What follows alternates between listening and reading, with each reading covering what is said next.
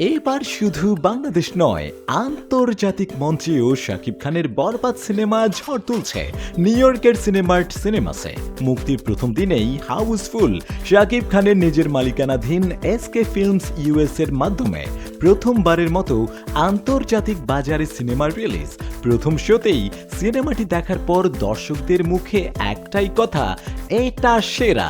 New ইয়র্কে দর্শকরা যে উচ্ছ্বাস দেখিয়েছেন সেটা সত্যি মনে রাখার মতো। বরবাদ একেবারে কমার্শিয়াল সিনেমার সেরা উদাহরণ।